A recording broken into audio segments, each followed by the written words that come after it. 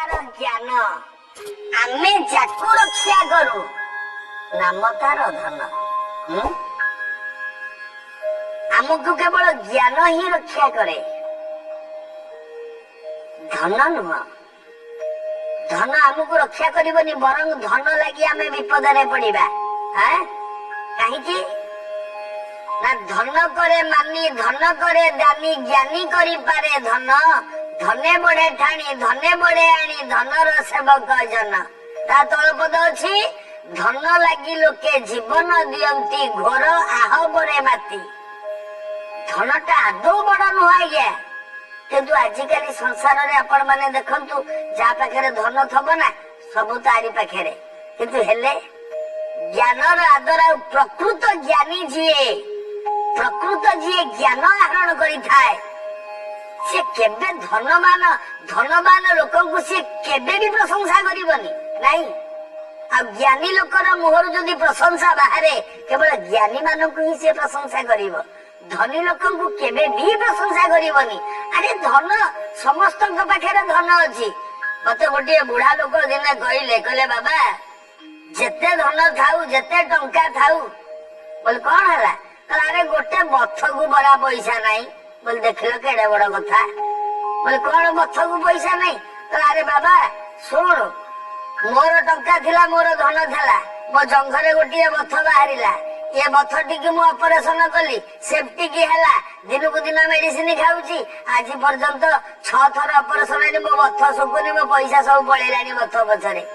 की धन रोजगार करिबा आज्ञा, को धन दरकार, बाल्य कालु धन कोटा धर्म रूपक धन संचय करते छुआटी दिन आज्ञा।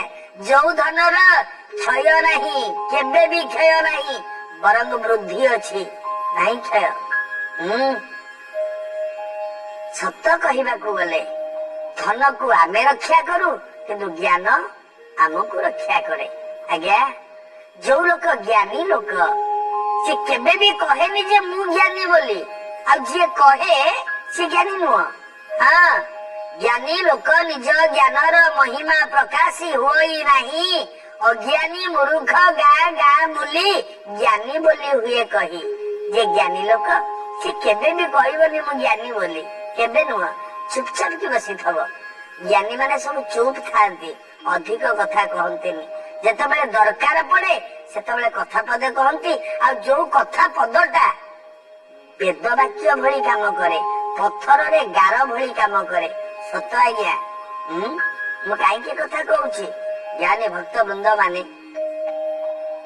जेते धन संपत्ति थाउ, साधन एवं साधना, सबु धन संपत्ति दिने ना दिने ज्ञान पाद तले निश्चित पड़िबो। काई कहले धनटा स्थायी नुह, किंतु ज्ञानटा स्थायी। हाँ, धन काली चोर नहीं जीवे, धन काली नष्ट हो जीव, धन काली बुड़ी जीव, धन काली माटी रे माटी खाई जीव, धन रे निया लगी जीव, धन अपव्यवहार होइके कोले नष्ट भ्रष्ट हो जीव, किंतु ज्ञान विद्या किए नहीं जीव आपण को देहरु। विद्या नाम नरस्य रूपम अधिकम प्रच्छन्नम गुप्त धनम, विद्या भोगकारी जस सुखकारी, विद्या गुरु नाम गुरु। सत आज्ञा, ज्ञान गोटे एमितिया जिनिस, विद्या गोटे एमितिया जिनिस, ये केबे चोरी हुएनी, ये नष्ट हुएनी। दिन को दिन आर किरण बढ़ी बढ़ी जाउथाए, आ ज्योति दिन को दिन बढ़ी बढ़ी जाउथाए। ज्ञान जेतिकी थिबो ना, मनीष जेते ज्ञान हो जीव, नम्र हो जीव, धीर स्थिर हो जीव। नहीं आज्ञा, श्लोक कौन कहे, नम्रंते फलिना वृक्षाम, नम्रंते गुणिना जनाम, शुष्क कष्टं च मूर्खं च भग्नते न च नम्रंते। जे ज्ञानी लोक से नम्र हो जीवे, धीर स्थिर हो जीवे। हाँ, आउ शुष्क शुकिला काठ जेटा मूर्ख सांगरे समाने, से जेतेबेले तो भांगी देवे, भांगी जीव पछे सी नईब। हाँ, नहीं नहीं, निशाप होउतला आज्ञा, गारे निशाप होउतला। गोटे लोक को डाकिले कहला, अरे नारायण ना, हाँ अरे 5 जन आम गाँव भद्र लोक बही, तू तो भूलटा करूँ ना। हाँ आज्ञा, मोरटा भूल है, ଯଦି ଭୁଲ ହେଇଛି 5 ଜଣ ଲୋକ ବସିଛନ୍ତି, ପଞ୍ଚାୟତ ବସିଛି, ମିଟିଂ ହଉଛି, କହିଦେ ମୋର ଏଟା ଭୁଲ ହଉଛି, ମୋର ଏଟା ଭୁଲ କହିଦେ। ତାପରେ କହିଲା ହଁ ଆପଣ ମାନେ କହିଲେ ଆଉ ସେଇଟା ହେଲାନି ନା। କହିଲା କାହିଁ ତୁ କହୁନୁ ମୋର ଭୁଲ ବୋଲି। କହିଲା ହଁ ପରା ସେଇଆ କହୁଛି, ଆପଣ ମାନେ କହିଲେ ଯୋଉଟା ସେଇଆ। କହିଲା କିରେ କହୁନୁ ମୋର ଭୁଲ ବୋଲି। କହିଲା ହଁ ପା ସେ ଆପଣ ମାନେ କହିଲେ ପରା ରାତି ପାହିଲା କୁଆ ଗାଁ ଗାଁ ହେଲା ପଛେ ପାଟିରୁ ବାହାରିଲା ନାହିଁ ମୋର ଭୁଲ ବୋଲି। ଆପଣ ମାନେ ଯାହା କହିଲେ ସେଇଆ। ତାର ଅର୍ଥ ଆଜ୍ଞା 100ଟା ସ୍ତ୍ରୀ ଲୋକଙ୍କୁ ପଛକେ ବୁଝେଇ ଦେବେ, ଗୋଟେ ମୂର୍ଖ ଲୋକଙ୍କୁ କେବେ ବୁଝେଇ ପାରିବେନି। କାରଣ ତେନ୍ତୁଳି ଜନ୍ମରୁ ବାଙ୍କ, ଚନ୍ଦ୍ରବାଙ୍କ ଅର୍ଧ ଦିନେ, ଗୁଣ ଦିଅନ୍ତେ ଧନୁର୍ବାଙ୍କ, ମୂର୍ଖ ବାଙ୍କ ସବୁଦିନେ। ଯିଏ ମୂର୍ଖ ସିଏ ସବୁଦିନେ ବଙ୍କା ହେଇକି ରହିବ, କିନ୍ତୁ ଯିଏ ଜ୍ଞାନୀ ଲୋକ ସେ ନିଜର ସୁରକ୍ଷା ଦବା ସହିତ, ନିଜକୁ ରକ୍ଷା କରିବା ସହିତ ଆଉ 5 ଜଣଙ୍କୁ ମଧ୍ୟ ରକ୍ଷା କରିଦେଇଥାଏ ତା ଜ୍ଞାନ ବଳରେ। ଗୋଟେ ସୁନ୍ଦର କଥାଟି ଆପଣଙ୍କୁ କହୁଛି। ତ୍ରିଦେବ ଋଷି ତ୍ରିଦେବ ତାଙ୍କରି ଆଶ୍ରମରେ ରାଜପୁତ୍ର 3 ଜଣ ପାଠ ପଢୁଥିଲେ। 3 ଜଣ ରାଜାଙ୍କ ପୁଅ ଏମାନେ ପାଠ ପଢୁଥିଲେ। ଏବଂ ସେଇ ଋଷିଙ୍କ ଆଶ୍ରମରେ ଆଉ ଜଣେ ଗରିବ ବ୍ରାହ୍ମଣ ପିଲା ସିଏ ବି ପାଠ ପଢୁଥିଲା, ଭାରି ଗରିବ। ଏ ବ୍ରାହ୍ମଣ ପିଲାଟିର ନାଁ ଧୀମାନ। ନାଁଟି ଯେମିତି ଆରେ ଗୁଣ ବି ସେମିତି। ଧୀମାନ ମାନେ ଜ୍ଞାନୀ ପଣ୍ଡିତ ମାନଙ୍କୁ ଧୀମାନ କୁହାଯାଏ। ଧୀ ଶକ୍ତି ସମ୍ପନ୍ନ ଯୋଉମାନେ ତାଙ୍କୁ ଧୀମାନ କୁହାଯାଏ। ରାଜପୁଅ 3 ଜଣ ଯାକ ପାଠ ପଢୁଛନ୍ତି, ଧୀମାନ ବି ପାଠ ପଢୁଛି। ଧୀମାନ କାହା ସହିତ ବିଶେଷ କଥାବାର୍ତ୍ତା କରେନି, ଚୁପ୍ କି ଧୀରେ ଧୀରେ ଗୁରୁଙ୍କ କଥା ମାନେ ପାଳନ କରେ, ପାଠ ପଢେ। ରାଜା ପୁଅ ମାନେ ବି ପାଠ ପଢୁଛନ୍ତି। ଏମିତି ପାଠ ପଢା ଚାଲିଲା ବେଳେ ବିଭିନ୍ନ ପ୍ରକାର ପାଠ ପଢୁଛନ୍ତି ଏମାନେ। କଣ ଆଜ୍ଞା ଆଉ ଗୋଟେ ଶ୍ଲୋକ କହୁଛି, ଅଙ୍ଗାନି ବେଦ ଚତ୍ୱାର ଋଷିଙ୍କ ଆଶ୍ରମରେ ପଢୁଛନ୍ତି। ସେତେବେଳେ ଆଜିକାଲି ଆଜ୍ଞା କଣ, ଆଜିକାଲି ରାଗିବେନି ଆଜ୍ଞା, ଆଜିକାଲି ପାଠ ଜିଓଲୋଜି, ମ୍ୟାଥ, କେତେ ରକମର ନବରଙ୍ଗର ପାଠ ସବୁ ଆଜିକାଲି ବାହାରିଲାଣି। କିନ୍ତୁ ସେତେବେଳେ ଆଜିକାଲି ପାଠ ଭିତରେ ନୈତିକତା ଶିକ୍ଷା ନାହିଁ। ଛୁଆଟା ପାଠ ପଢିବା ସଙ୍ଗେ ସଙ୍ଗେ ତା ବାପା ମାଙ୍କୁ ମୁଣ୍ଡିଆ ମାରିବ, ସତ କହିବ, ସଞ୍ଜ ସକାଳେ ପ୍ରାର୍ଥନା କରିବ, ଦିଅ ଦେବତା ଦେଖିଲେ ମୁଣ୍ଡିଆ ମାରିବ। ଏଇ ଯୋଉ ଶିକ୍ଷା ଗୁଡାକ ଛୁଆ ମାନଙ୍କର ନୈତିକତାର ପରିବର୍ତ୍ତନ ଆସୁଥିଲା। କଣ ମିଳୁଥିଲା ଆଗ କାଳରେ ଶିକ୍ଷା? ଏ ବାପା ସକାଳରୁ ଉଠି ପ୍ରଥମେ ନମି ବିଭୁ ପୟର, ସକାଳୁ ଉଠିବ ଆଗେ ଭଗବାନଙ୍କ ପାଦରେ ମୁଣ୍ଡିଆ ମାରିବ, ବିଛଣା ଛାଡିବ, ବାପା ମାଙ୍କୁ ମୁଣ୍ଡିଆ ମାରିବ, ଗୁରୁ ଗୁରୁଜନଙ୍କୁ ମୁଣ୍ଡିଆ ମାରିବ, ସକାଳୁ ସକାଳୁ ଯାଇକି ଦାନ୍ତ ବସି କିଛି ଗାଧେଇ ପଡିବ। ଯେମିତି ନୀତି ନିୟମ ସବୁ ଥିଲା ଗୁରୁକୁଳ ମାନଙ୍କରେ। ରାଜାଙ୍କ ପୁଅ ଗୁରୁକୁଳରେ ପାଠ ପଢୁଛନ୍ତି। କଣ ବିଦ୍ୟା? ସେ ଯୋଉ ବିଦ୍ୟା ଅଲଗା ବିଦ୍ୟା। କଣ? ଅଙ୍ଗାନି ବେଦ ଚତ୍ୱାର। ଆଉ ଗୋଟେ ଶ୍ଲୋକ, ମୀମାଂସା ନ୍ୟାୟ ବିସ୍ତୀର୍ଣ୍ଣମ୍ ଧର୍ମଶାସ୍ତ୍ର ପୁରାଣଞ୍ଚ ବିଦ୍ୟାୟତା ଚତୁର୍ଦଶ। 14 ପ୍ରକାର ବିଦ୍ୟା। ଅଙ୍ଗାନି ବେଦ ଚତ୍ୱାର, 4ଟା ବେଦ ପଢିଲେ। ଅଙ୍ଗାନି ବେଦର ହେଲା 6ଟା ଅଙ୍ଗ। କଣ? ଆଉ ଗୋଟେ ଶ୍ଲୋକ କହୁଛି, ଶିକ୍ଷା କଳ୍ପ ବ୍ୟାକରଣ ନିରୁକ୍ତ ଛନ୍ଦ ସଂଚିତ ଜ୍ୟୋତିଷ ମୟନଂ ଚୈବ ବେଦାଙ୍ଗାନି ବଦନ୍ତି ଷଟ୍। ଶିକ୍ଷା, କଳ୍ପ, ବ୍ୟାକରଣ, ନିରୁକ୍ତ, ଛନ୍ଦ, ଜ୍ୟୋତିଷ, ଏ 6 ପ୍ରକାର ବେଦର ଅଙ୍ଗ। ବେଦ ପଢାଗଲା, ବେଦର ଅଙ୍ଗ ପଢାଗଲା, ସବୁ କିଛି ପୁରାଣ ଇତିହାସ ସବୁ ପଢା ହଉଛି। ପଢି ପଢି ରାଜା ପୁଅ ମାନେ ବି ଦିନକୁ ଦିନ ଭଲ ପାଠ ପଢିଲେଣି। ଧୀମାନ ମଧ୍ୟ ଭଲ ପାଠ ପଢୁଛି। ପାଠ ପଢା ଚାଲିଛି। ଠିକ ଏଇ ସମୟରେ ସେଦିନ ରାତିରେ ସେଇ ରାଜ୍ୟର କିଛି ଲୋକ ସେଇ ବାଟ ଦେଇକି ତୀର୍ଥଯାତ୍ରାକୁ ଯାଉଥିଲେ। କହିଲେ ଗୁରୁଙ୍କ ଆଶ୍ରମ ଟିକେ ରହିଯିବା, କାଲି ସକାଳୁ ଯିବା। ଆଶ୍ରମରେ ରହିଲେ ସେ ରାଜ୍ୟର ଲୋକ। ସେଇ ରାଜ୍ୟର ଲୋକମାନେ କଥା ହଉଛନ୍ତି। କଣ? ସାଧୁ ପଚାରିଲେ, ଗୁରୁ ଆଉ ରାଜ୍ୟରେ ସବୁ ଭଲ ତ? କଣ ଆଜ୍ଞା ଭଲ? ରାଜାଙ୍କ ଦେହ ତ ଭୀଷଣ ଅସୁସ୍ଥ, ସେ ଆଜିକି ବର୍ଷେ ହେଲା ବିଛଣାରେ ପଡିଲେଣି। ତାଙ୍କ ପୁଅ ମାନେ ତ ଆପଣ ପାଖରେ ପଢୁଛନ୍ତି, ରାଜା ଆଉ ବଞ୍ଚିବେନି ଆଜ୍ଞା। ଏତିକି ଶୁଣିଲେ ରାଜା ପୁଅ ମାନେ ନିଜେ କାନରେ ଶୁଣିଲେ ତାଙ୍କ ବାପା ଆଉ ବଞ୍ଚିବେନି। ତାପରେ କଣ ଗୁରୁକୁଳରୁ ଛାଡିକି ପଳେଇଲେ ନା ଧୀମାନ କିଛି କାମ କଲା? ପ୍ରିୟ ଭକ୍ତ ବନ୍ଧୁ, ପ୍ରିୟ ଦର୍ଶକ ବନ୍ଧୁ, ମନେ ରଖିବେ लोक मान मुहरु शुणिले राजा पुओ माने जे बापा ଆଉ ବଞ୍ଚିବେନି। ଆଜ୍ଞା ବାପାଟା ସବୁଦିନେ ବାପା। ପୁଅ ଯେତେ ଦୂରରେ ଥାଉ ବାପା କଥା ଶୁଣିଲେ କୋଉ ପୁଅର ବି ଧୈର୍ଯ୍ୟ ରହିବନି। ଏ ତିନି ରାଜପୁତ୍ର ଯାକ ଠିଆ ହେଲେ ଗୁରୁଙ୍କ ପାଖରେ ହାତ ଯୋଡ଼ିଲେ, କହିଲେ ଗୁରୁଦେବ ଆପଣ ତ ଶୁଣିଲେ ନା ବାପାଙ୍କ ଦେହ ଭଲ ନାହିଁ। ଆଉ ହଁ ଶୁଣିଲି, ଆପଣ ଯଦି ଆଦେଶ ଦିଅନ୍ତେ ଆମେ ତିନି ରାଜପୁତ୍ର ଆମ ରାଜ୍ୟକୁ ଯାଆନ୍ତୁ। ଗୁରୁ କହିଲେ ଯିବ ଯେ ତମର ବି ପାଠ ସରିଆଇଲାଣି, ତମେ ଯିବ ଯଦି ଆଉ କାହିଁ ଆସିବ, ତମେ ଯିବ ଯଦି ପଳେଇବ। କିନ୍ତୁ ମୋର ଗୋଟିଏ ଚିନ୍ତା। ଗୁରୁ କହିଲେ କଣ ଆଜ୍ଞା? ତମେ ଯିବ ନା? ହଁ, ଏଇଠୁ ବିରାଟ ଜଙ୍ଗଲ ରାସ୍ତା ଆରମ୍ଭ ହବ, ଗୁଡାଏ ବାଟ ପର୍ଯ୍ୟନ୍ତ ଜଙ୍ଗଲ ରାସ୍ତା। ତମେ ରାଜପୁତ୍ର, ତମେ ଦିନେ ସେ ଜଙ୍ଗଲ ଫଙ୍ଗଲ ରାସ୍ତା ଜାଣିନ, ତମେ ଯିବ କେମିତି ରାଜ୍ୟ ପର୍ଯ୍ୟନ୍ତ? ମତେ ଏଇ ଗୋଟାକ ଚିନ୍ତା। ଆଜ୍ଞା ଆମେ ସେମିତି ନାଇଁ ନାଇଁ ନାଇଁ ସେମିତି ନୁହଁ। ତମ ସହିତ ମୁଁ ଯଦି ଧୀମାନଙ୍କୁ ପଠାନ୍ତି, ଧୀମାନ ଯଦି ତମ ସହିତ ଯାଆନ୍ତା, ତାହେଲେ ଜଙ୍ଗଲ ରାସ୍ତା ସିଏ ଦେଖିଛି, ସେ ତମକୁ ଆରାମରେ ନେଇକି ରାଜପ୍ରାସାଦରେ ପହଞ୍ଚେଇ ଦେଇକି ଫେରି ଆସି ପାରନ୍ତା। ଡାକିଲେ ଧୀମାନଙ୍କୁ। ଧୀମାନ ଆସି ପହଞ୍ଚିଲା। ଆଜ୍ଞା ଗୁରୁଦେବ, ବାବା ରାଜପୁତ୍ର ମାନେ ତାଙ୍କ ବାପାଙ୍କର ଦେହ ଭଲ ନାହିଁ, ସେମାନେ ରାଜ୍ୟକୁ ଯିବେ, ତମେ ଟିକେ ତାଙ୍କ ସାଙ୍ଗରେ ଯିବ, ରାଜ୍ୟରେ ନେଇକି ପହଞ୍ଚେଇ ଦେଇକି ଆସିବ, କଣ କହୁଛ? ଯଥା ଆଜ୍ଞା ଗୁରୁ, ନିଶ୍ଚିତ ଯିବି, ଯା ନେଇଯାଅ। ରାଜପୁତ୍ର ମାନେ ବାହାରିଲେ, ଆଶ୍ରମ ଛାଡିଲେ, ଗୁରୁଙ୍କ ପାଦ ତଳେ ମୁଣ୍ଡିଆ ମାରିଲେ, ଗୁରୁ କଲ୍ୟାଣ କଲେ, ଯଶସ୍ୱୀ ଭବ। ତିନି ରାଜପୁତ୍ର ଯାକ ଇଏ କିଛି କିଛି ବିଦ୍ୟା ପଢିଛନ୍ତି ନା ସାଧୁଙ୍କ ପାଖରେ, ବାହାରିଲେ ଚାଲିଲେ। ଏ ତିନି ରାଜପୁତ୍ର ଯାଉଛନ୍ତି, ତାଙ୍କ ପଛେ ପଛେ ଯାଉଛି ଧୀମାନ। ଗରିବ ପିଲା ନା, ବ୍ରାହ୍ମଣ ପିଲା, ପଛେ ପଛେ ଯାଉଛି ଧୀମାନ। ଗଲାବେଳେ ବାଟରେ କଥାବାର୍ତ୍ତା ହେଇକି ଯାଉଛନ୍ତି, କିନ୍ତୁ ଧୀମାନ ସହିତ ଏ ତିନି ରାଜପୁତ୍ର ବିଶେଷ କଥା ହଉନାହାନ୍ତି, କାରଣ ସେମାନେ ଜାଣିଛନ୍ତି ଏ ଗରିବ ବ୍ରାହ୍ମଣ ପୁଅ, ଏ କଥା ହଉନାହାନ୍ତି। ଧୀମାନ ବି କିଛି କହୁନି, କହିଲା ମୁଁ ତ ଗୁରୁଙ୍କ ଆଦେଶ ପାଳନ କରିବାକୁ ଆସିଛି ନା, ତମେ ମୋ ସହିତ କଥା ନ ହୁଅ, ମୋର କଥାରେ କଣ ଅଛି?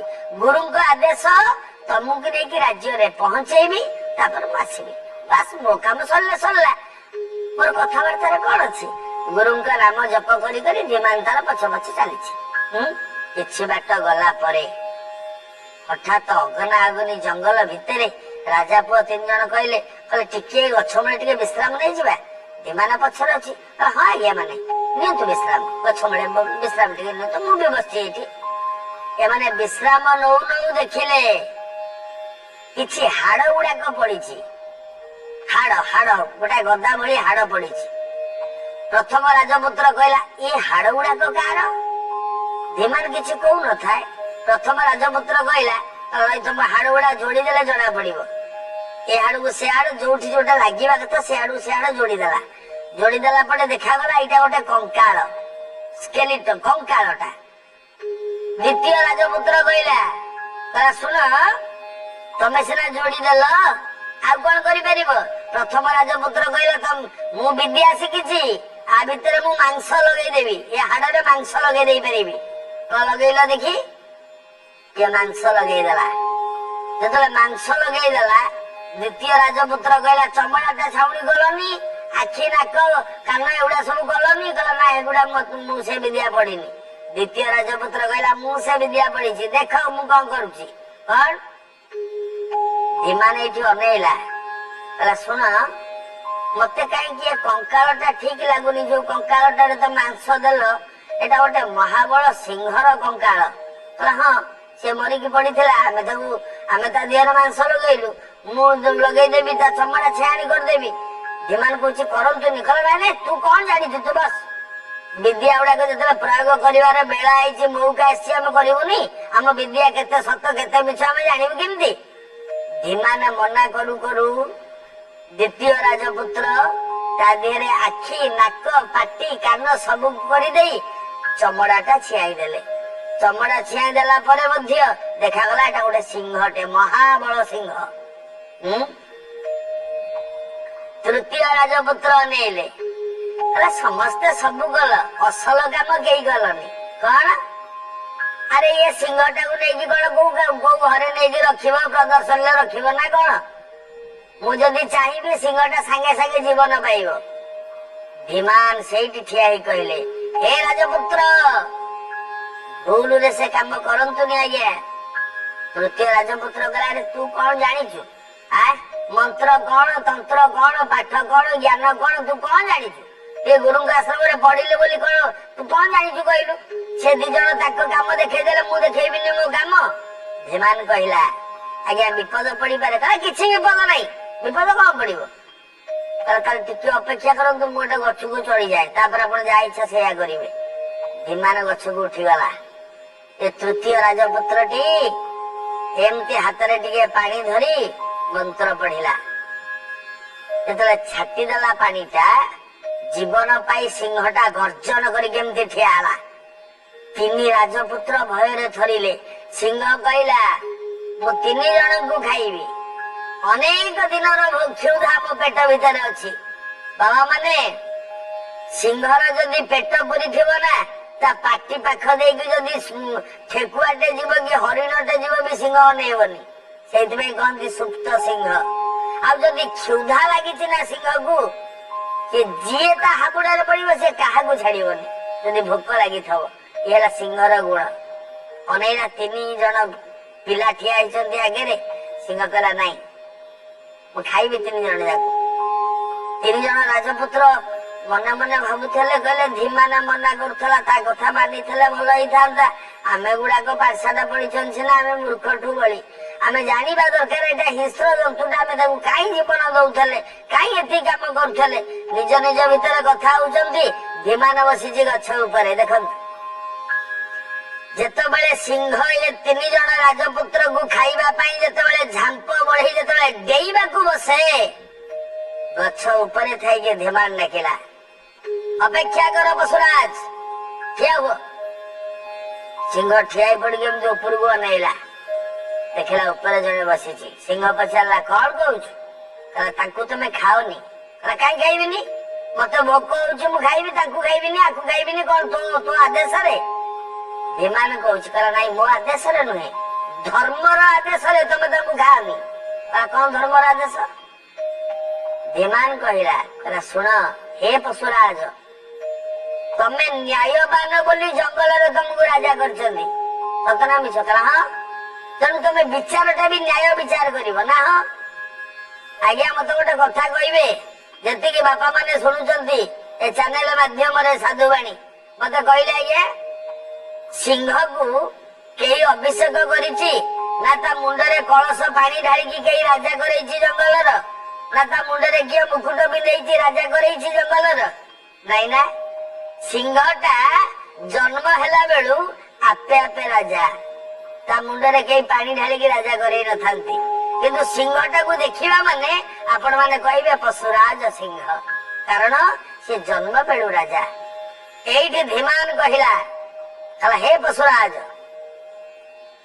तमे तीन जन खाइबो तो ना। हां मते कहलो तमर कोन धर्म ज्ञान नहीं। कहला काई तारे ये तीन जन पर तुमको बंचैले कहला सेमाने बंचैले बोले मु केम जानली मु तो मर जाइथिली सेमाने बंचैले बोले मु केम जानली। कहला नहीं नहीं सुन जदि धर्म प्रति तुमर ममता अछि ताले मो सहित कथा हो ए तीन जन को खाओनी।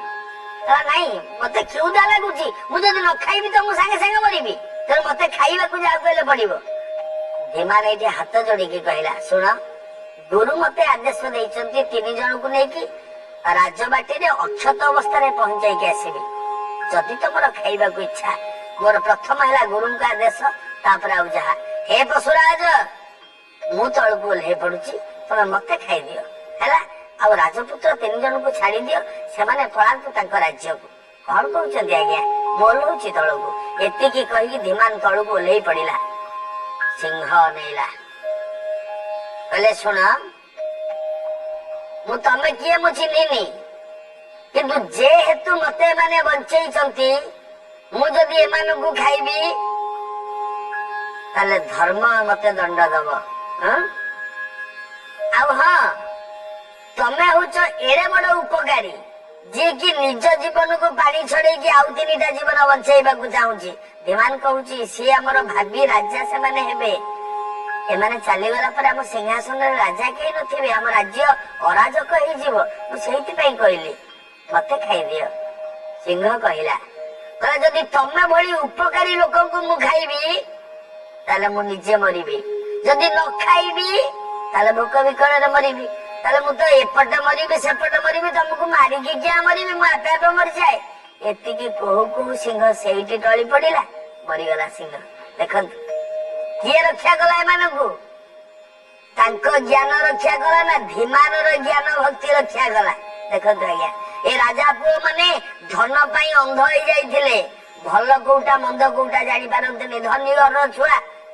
କିନ୍ତୁ ପଣ୍ଡିତ ବୋଲି, ଧୀମାନ ପଣ୍ଡିତ ବୋଲି, ଜ୍ଞାନୀ ବୋଲି ଏତେ ବଡ ହିଂସ୍ର ସିଂହ କବଳରୁ ରାଜପୁତ୍ର ମାନଙ୍କୁ ବଞ୍ଚେଇଲା ଏବଂ ଜ୍ଞାନର ପରାକାଷ୍ଠା ଦେଖେଇଲା। ଧୀମାନ ରାଜପୁତ୍ରଙ୍କୁ ଧରିଲା, ଚାଲିଲା।